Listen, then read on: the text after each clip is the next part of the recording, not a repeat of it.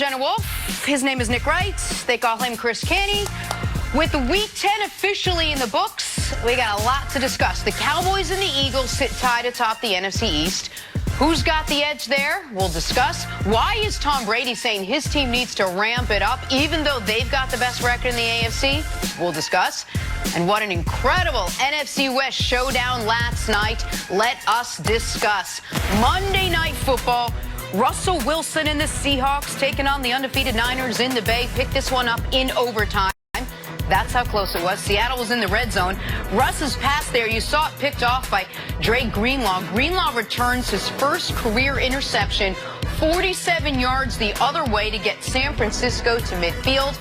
After Jimmy G got the Niners in field goal range, Chase McLaughlin with a chance to be the hero.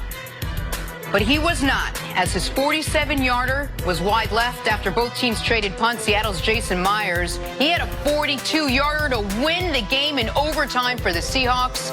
Seattle handing the San Francisco 49ers their first loss of the season. What a game on Monday night.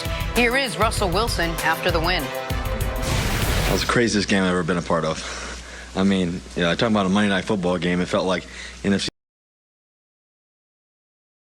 championship game right there. Just back and forth, two great teams going after it. It was a tough fought game. It's a good team, and so we knew it was going to be a tough fight and everything. But I thought our guys battled up until the end. It was a tough loss.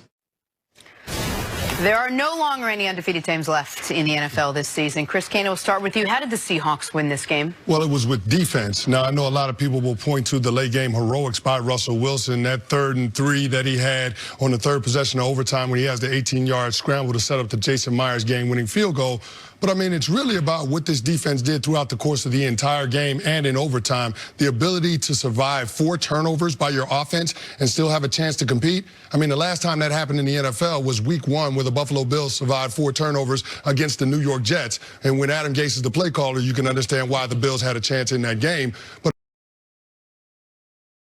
I mean, ultimately, it's about the defense of that Seattle Seahawks. They shut down the 49ers run game. They held them to less than 100 yards rushing, 3.2 yards per carry, and that's because of the defensive front led by Jadeveon Clowney, who had his best game as a Seahawk. And then Quandre Diggs, the guy that they traded for from the Detroit Lions, the safety, he showed up last night with an interception that led to a touchdown in that third quarter. But their defense constantly put them in positions to be able to be competitive in this game. Their defense was the one that first got them on the board. You had the strip sacks, which Clowney recovered and returned for a touchdown.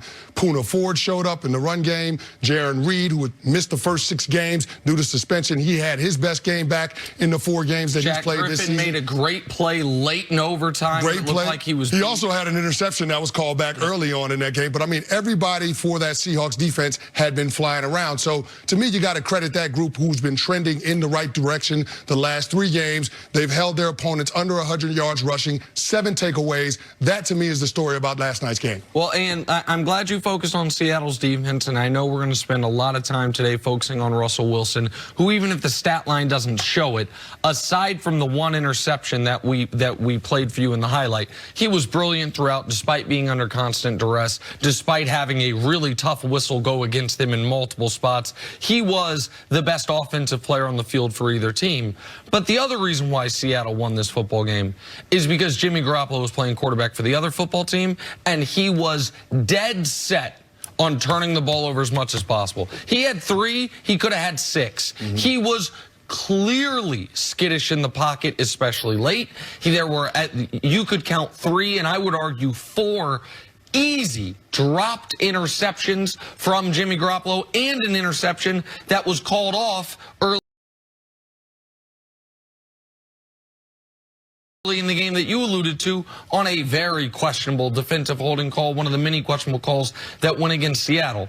This is why, even at 8-0, some of us were a little hesitant to anoint the 49ers as not only the best team in the NFL, but I'm not even sure about the best team in the NFC. And after last night, you're not even sure about the best team in the NFC West. Like, the Niners also had a very curious coaching decision late in this game when Seattle did something I couldn't believe.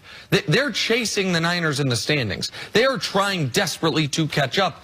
They punted the ball away with 1:50 left in overtime and no timeouts. San Francisco, at that moment, was guaranteed a tie if they wanted it. They could run the ball, see if they broke one. If not, it's going to be a tie, and they will have a 2-game lead not only on Seattle, but on New Orleans, who has 2 losses, and Green Bay, who has 2 losses.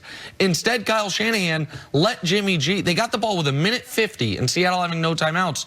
Seattle got the ball back with 1:25 because they dropped Jimmy G back 3 times to throw 3 deep passes, which led to the ultimate game-winning field goal. So for San Francisco, this is a really tough loss for a number of reasons. One is you had a 10-0 lead. Another is this was the concern the skeptics had.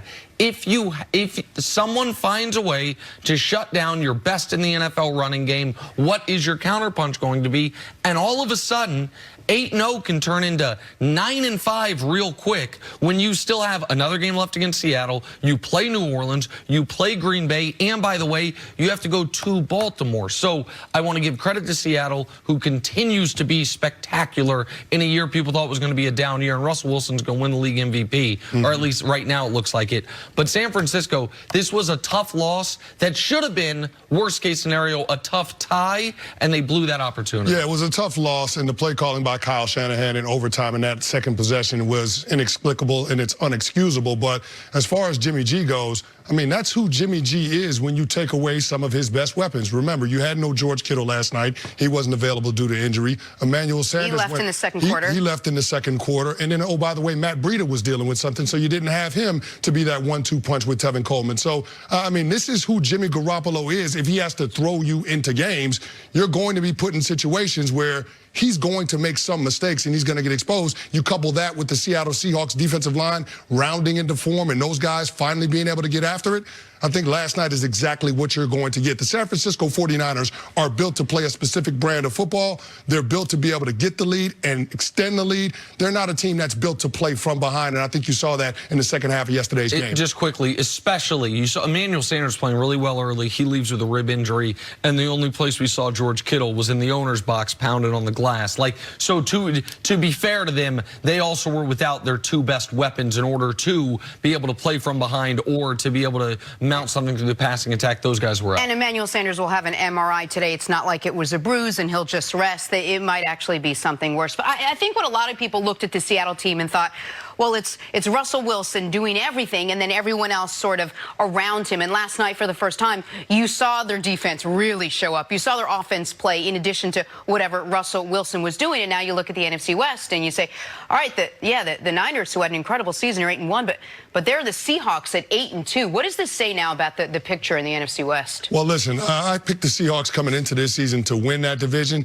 They were a wild card team from a year ago. They had no business being in the playoffs, but that was in large part thanks to Russell Wilson, who last year had 35 touchdowns to 7 interceptions, and he's off to that kind of start again this year. And, of course, the late game heroics that we always see from him, always giving his team a chance at the end of games. He's always going to be able to do that, but the biggest question was, what was that defense going to be like? And up until about a month ago, in large part, it's been a pedestrian group. You look at all the defensive metrics. I mean, this was average to below average. But then their general manager, John Snyder, decided to make a couple of decisions. He decided to trade for Jadeveon Clowney. You're starting to see that pay dividends now. He traded for Quandre Diggs a few weeks ago.